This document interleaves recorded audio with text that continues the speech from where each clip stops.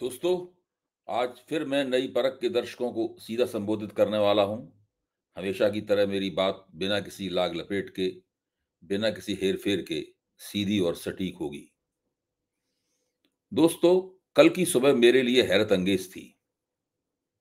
सुबह उठकर जैसे ही मैंने अपनी ईमेल चेक करने के लिए लैपटॉप पर ईमेल बॉक्स खोला, जो पहली मेल मुझे देखने को मिली, उसे भेजने वाले ने अपना नाम पीएम मोदी लिखा हुआ था। मेल में सबसे ऊपर लिखा था, letter from the prime minister on Samvidhan Diwas. Letter from the prime minister on Samvidhan Diwas. इस शीर्षक के नीचे मोदी जी संविधान के ग्रंथ पर माथा टेकते हुए दिख रहे थे। तस्वीर के नीचे भेजने वाले ने अंग्रेजी में डियर अभय जी नमस्ते कहकर संबोधन किया था। मैंने उत्सुकता से भरकर फौरन यह मेल पढ़ डाली। यह प्रधानमंत्री द्वारा लिखा हुआ करीब 1000 शब्दों जितना लंबा पत्र था। दोस्तों, इस पत्र में मोदी जी ने शुरुआत में ही मुझे बताया कि संविधान कितना पवित्र दस्तावेज है और किस तरह से इसी संविधान के कारण उनके जैसे गरीब परिवार के व्यक्ति को पिछले 24 साल से लगातार सरकार का मुखिया बनने का मौका मिला हुआ है। पत्र में मोदी जी ने जगह जगह डॉक्टर राजेंद्र प्रसाद, डॉक्टर अंबेडकर, महात्मा गांधी, सरदार पटेल और बिरसा मुंडा का स्मरण किया है। यह अलग बात है कि हमेशा की तरह संविधान की रचना में जवाहरलाल नेहरू की भूमिका याद करना वे एक बार फिर भूल गए। बहरहाल, जवाहरलाल नेहरू के मामले में उनकी याददाश्त थोड़ी कमजोर है। लेकिन मैं आगे बढ़ता हूं कि उस पत्र में और क्या था। मोदी जी ने मुझे बार बार बताया कि किस तरह जब वे गुजरात के मुख्यमंत्री थे तो उन्होंने संविधान को हाथी पर रखकर उसका जुलूस निकाला था और एक संविधान गौरव यात्रा आयोजित की थी। प्रधानमंत्री के तौर पर संसद में घुसते समय उसकी सीढ़ियों पर उन्होंने मत्था टेका था। 75 वर्ष पूरे होने पर संसद का विशेष सत्र आयोजित किया गया था और एक राष्ट्रव्यापी जागरूकता अभियान भी चलाया गया था। इस पत्र में मोदी जी ने मुझे यह भी जानकारी दी कि संविधान का अनुच्छेद 51A मौलिक कर्तव्यों के प्रति समर्पित है। गांधी जी ने भी हमेशा नागरिकों के कर्तव्यों पर बल दिया था, इसलिए हमें एक कर्तव्यनिष्ठ नागरिक बनना चाहिए। मोदी जी की इस बात से भला कौन इनकार कर सकता है कि हम लोगों को एक कर्तव्यनिष्ठ नागरिक बनना चाहिए। मैं तो इससे भी 2 कदम आगे बढ़ जाता हूं और मैं इस मामले में मोदी जी के नक्शे कदम पर चलने के लिए बिल्कुल तैयार हूं। मोदी जी से ही प्रेरणा लेते हुए मैं मोदी जी से ही अपील करना चाहता हूं, वही अपील जो वो मेरे जैसे नागरिक से कर रहे हैं। दोस्तों, मैं मोदी जी से संविधान दिवस पर अपील करता हूं कि वे कुछ करें या ना करें, एक कर्तव्यनिष्ठ नागरिक अवश्य बने। जिस तरह ये मेरी जिम्मेदारी है कर्तव्यनिष्ठ नागरिक बनना, उसी तरह मोदी जी की जिम्मेदारी है। मैं एक शिक्षक हूं, मैं एक अनुसंधान करता हूं, मैं एक राजनीतिक विश्लेषक हूं। मोदी जी के सुझाव के अनुसार मैं पूरी कोशिश करूंगा कि अपनी इन 3 भूमिकाओं में मैं एक कर्तव्यनिष्ठ नागरिक बनने की तरफ जाऊं। मोदी जी प्रधानमंत्री हैं देश के। आइए देखें कि वो देश के एक प्रमुख नागरिक के तौर पर, प्रधानमंत्री के तौर पर अपने कर्तव्यों के पालन की गारंटी किस तरह कर रहे हैं। वो कर्तव्य जो संविधान ने उन्हें दिए हैं। मैं समझता हूं कि संविधान की गरिमा और महिमा की रक्षा केवल उसे हाथी पर रखकर उसका जुलूस निकालने से नहीं हो सकती। नहीं मौके ब मौके उसके ग्रंथ पर मत्था टेकने से हो सकती है। ना ही संसद में उसके नाम पर लफाजी करने से मोदी जी अपने संविधानगत कर्तव्यों की पूर्ति कर सकते हैं।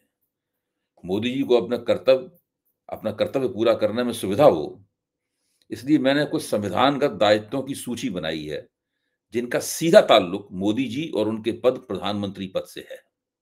नई परख के माध्यम से मैं मोदी जी के लिए सोशल मीडिया पर उनके इन्हीं संविधानगत दायित्वों की एक सूची पेश कर रहा हूं। नंबर 1,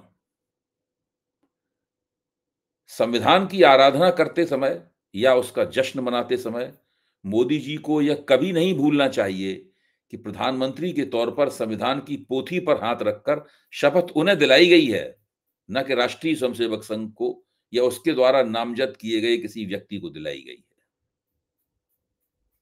सरकार के मुखिया मोदी जी हैं, न कि संघ और उसका परिवार।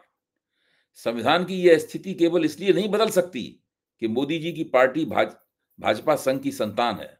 मोदी जी को गारंटी करनी चाहिए कि संघ का सरकार में कोई हस्तक्षेप न हो। संघ के सैकड़ों प्रचारक सरकार में ओएसडी के तौर पर काम कर रहे हैं। उन्हें तुरंत बर्खास्त करके संविधान के शब्दों और भावनाओं का सम्मान किया जाना चाहिए।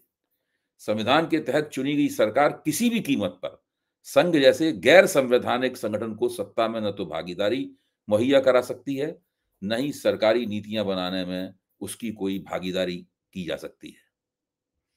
जब तक भाजपा सत्ता में है और मोदी जी संविधान की शपथ लेकर प्रधानमंत्री हैं, उन्हें संघ से पूरी तरह से दूर रहना होगा। हाँ, जब वे सत्ता में न रहें, निजी हैसियत से भी किसी भी संगठन के प्रति निष्ठावान होने के लिए स्वतंत्र हैं। संघ के विभिन्न संगठनों और स्वयं संघ को जो अरबों रुपए की संपत्ति पिछले 11 साल में थमाई गई है, वह प्रधानमंत्री द्वारा उससे तुरंत वापस लेना ही संविधान की भावना और शब्दों का सम्मान करना है। नंबर 2, संविधान मोदी जी पर जिम्मेदारी डालता है कि उनकी सरकार किसी भी तरह के नॉन स्टेट एक्टर का समर्थन न करे। संघ के जितने भी स्वयंसेवक हैं वे नॉन स्टेट एक्टर्स हैं। बजरंग दल जैसे संगठन नॉन स्टेट एक्टर हैं। विश्व हिंदू परिषद के लोग नॉन स्टेट एक्टर हैं। मुसलमानों की लिंचिंग करने वाले हिंसक लोग भी नॉन स्टेट एक्टर हैं। चर्चों पर पत्थर फेंकने वाले लोग भी नॉन स्टेट एक्टर हैं। बाबरी मस्जिद तोड़ने वाले कारसेवक भी नॉन स्टेट एक्टर थे। सभी तरह के नॉन स्टेट एक्टर दरअसल संविधान की भावनाओं और शब्दों का सम्मान करते हुए अपनी गतिविधियां नहीं चलाते। वे अल्पसंख्यकों के खिलाफ हिंसा करते हैं, उनके स्मारकों की तोड़फोड़ करते हैं, उनकी संस्थाओं के खिलाफ झूठे प्रचार की मुहिम चलाते हैं। संविधान का आदेश है कि ऐसे सभी लोगों के खिलाफ मोदी जी न केवल कानूनी कार्रवाई करें, बल्कि उनके दिल में कानून का डर भी पैदा करें। प्रधानमंत्री के तौर पर यह मोदी जी का दायित्व है। नंबर 1 पे क्या था? जितने भी मोदी जी संघ के officer on special duty OSD केंद्र सरकार में और राज्य सरकारों में काम कर रहे हैं, उनको तुरंत बर्खास्त किया जाना चाहिए और संघ को दी गई अरबों रुपए की संपत्ति उससे वापस ली जानी चाहिए। और दूसरा ये है कि संघ के जितने भी नॉन स्टेट एक्टर सारे देश में पिछले 11 साल से लगातार सक्रिय हैं, उन सबके खिलाफ, क्योंकि उन्होंने लगातार कानून तोड़ा है, अल्पसंख्यकों के खिलाफ हिंसा की है या धमकी दी है या झूठा नैरेटिव चलाया है, उन सबके खिलाफ मोदी जी को कानूनी कार्रवाई करनी चाहिए। ये संविधान का आदेश है। नंबर 3, संविधान देश के प्रधानमंत्री से उम्मीद करता है कि वे सरकार को कारपोरेट पूंजी का गुलाम बनाने से बाज आएंगे।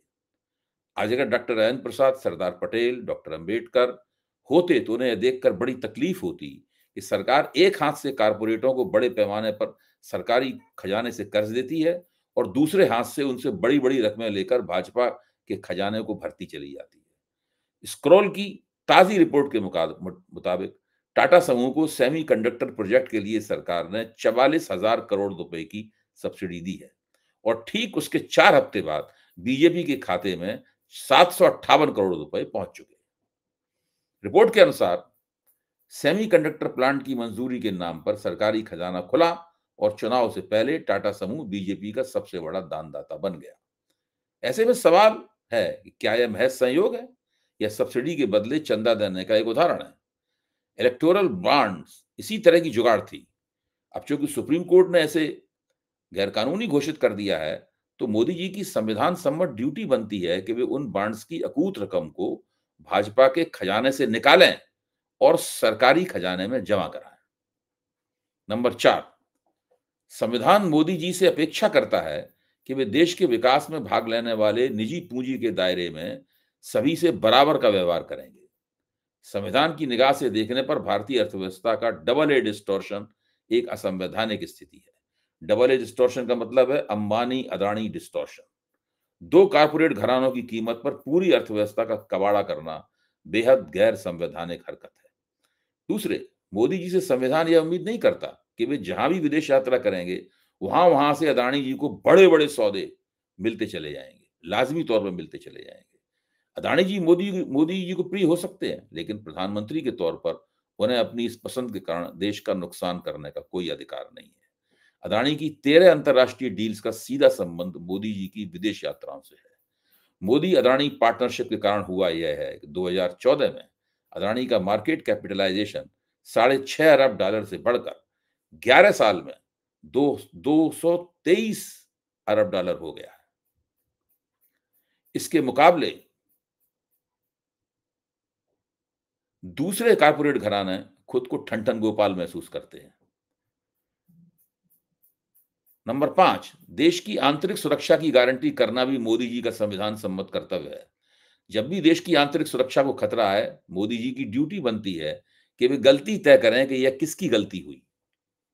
इस सुरक्षा की बागडोर गृहमंत्री अमित शाह के हाथों में है। पिछले 11 साल में एक के बाद एक कई क्षेत्रों में कई ताकतों द्वारा आतंकवादी हमले किए गए हैं। नरेंद्र मोदी 26 मई 2014 को प्रधानमंत्री बने थे। उसके बाद भारत में कई प्रमुख आतंकवादी हमले हुए।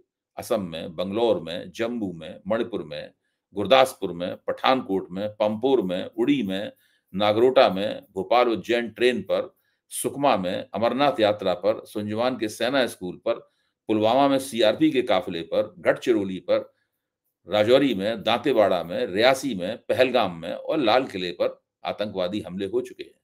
सरकारी आंकड़ों और स्वतंत्र स्रोतों जैसे कि साउथ एशिया टेररिज्म पोर्टल के अनुसार 2014 से 2023 तक 629 से अधिक लोग 629 से अधिक घटनाएं दर्ज हुई हैं।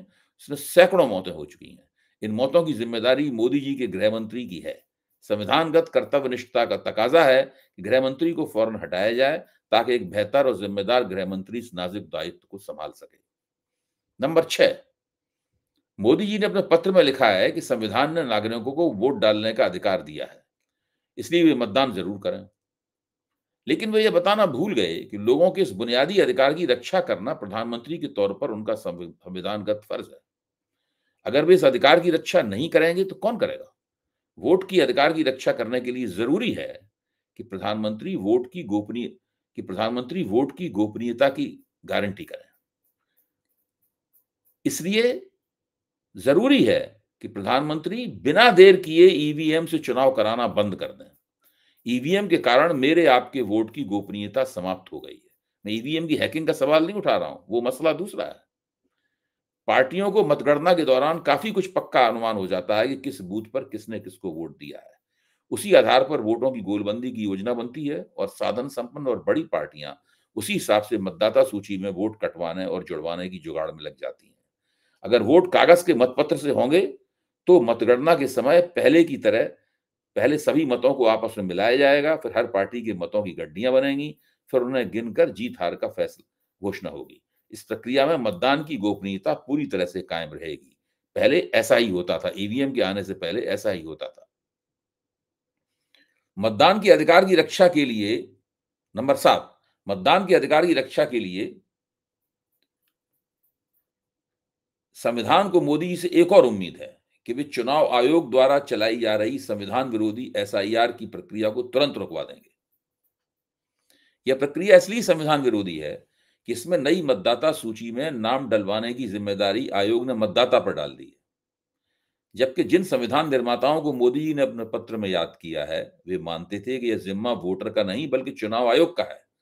इसलिए एक बेहतर और त्रुटिहीन मतदाता सूची बनवाने के लिए मोदी जी को एक ऐसी प्रक्रिया की डिजाइन करवानी चाहिए जिसके तहत एक ट्यूबवेल की खुदाई करने वाला गरीब मतदाता अपनी मजदूरी भी करता रहे और उसी के पास खड़ा होकर चुनाव आयोग का कर्मचारी उसका फॉर्म भी भरता रहे।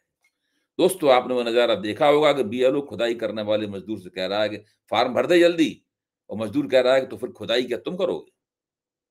नंबर 8, संविधान मोदी जी से उम्मीद करता है कि वे देश के हर नागरिक को, हर छोटे बड़े राजनीतिक दल को और चुनाव में खड़े होने वाले हर उम्मीदवार को, चाहे वो निर्दलीय हो या किसी छोटी पार्टी का ही क्यों ना हो, को राजनीतिक प्रतियोगिता का समान और निष्पक्ष धरातल मुहैया कराएंगे। संविधान की ये आशा पूरी करने के लिए प्रधानमंत्री को बूथ लेवल एजेंट की कैटेगरी खत्म करनी होगी। वजह सीधी और साफ है, यह एक छोटी पार्टी बहुत कम बीएलए नियुक्त कर सकती है और निर्दलीय उम्मीदवार तो और भी कम या शायद कोई भी बीएलओ नियुक्त नहीं कर सकता। बीएलए की कैटेगरी बड़ी और साधन संपन्न पार्टियों के पक्ष में एसआईआर की प्रक्रिया को पूरी तरीके से झुका देती है। संविधान ने मोदी जी को ड्यूटी दी है कि वे विपक्ष के वजूद और अधिकारों की पूरी रक्षा करेंगे। प्रधानमंत्री की शपथ लेने के बाद वे केवल भाजपा के ही नहीं रह गए हैं, बल्कि विपक्ष के भी प्रधानमंत्री हैं। क्योंकि मोदी जी और उनके समर्थक बार-बार कहते हैं कि वे विपक्ष के भी प्रधानमंत्री हैं, इसलिए तो मोदी जी के लिए और भी ज़रूरी है कि वे संसद के बाहर और भीतर विपक्ष की राय का सम्मान करें। उसके साथ बार-बार हर महत्वपूर्ण मौके पर सलाह-मशविरा करें।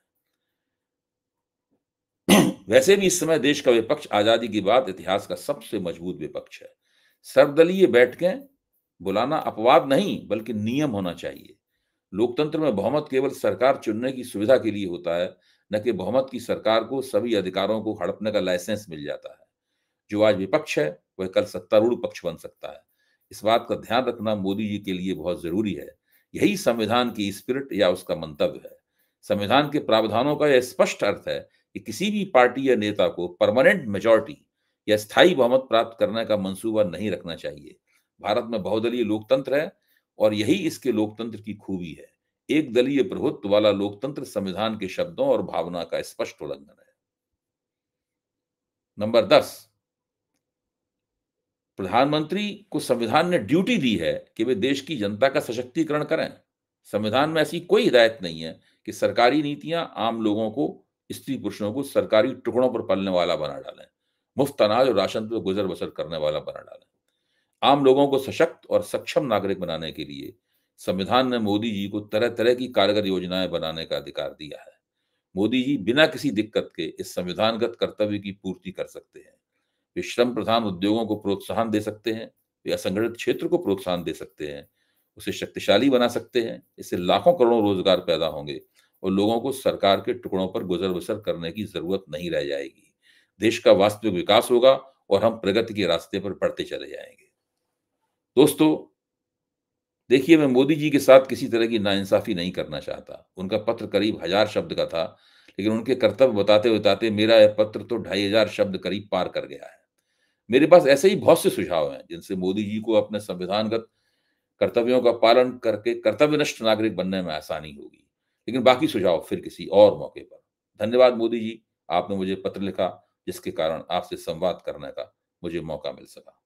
दोस्तों, आज की सीधी बात खत्म करने से पहले मैं आपको अपने चैनल नई परख के बारे में कुछ और भी कहना चाहता हूँ। आपने नई परख को इतना प्यार दिया है, इसके लिए सभी दर्शकों का तहे दिल से शुक्रिया। अगर आप चाहते हैं कि मैं आपके लिए अलग से कंटेंट बनाऊँ, आपकी टिप्पणियों पर प्रतिक्रिया करूँ या आपके सुझावों पर चर्चा करूँ, तो आप हमारे चैनल के साथ खास तरह से जुड़ सकते हैं। अगर आप नई परख चैनल का हिस्सा बनेंगे, तो आप मेरे वीडियो बाकी सब्सक्राइबरों से 1 घंटे पहले देख पाएँगे। आपकी बातों का मैं जवाब दूँगा और आपके लिए हर दिन स्पेशल शो करूँगा और आपके सुझाव अपने वीडियो में शामिल करूँगा। आज के लिए बस इतना ही।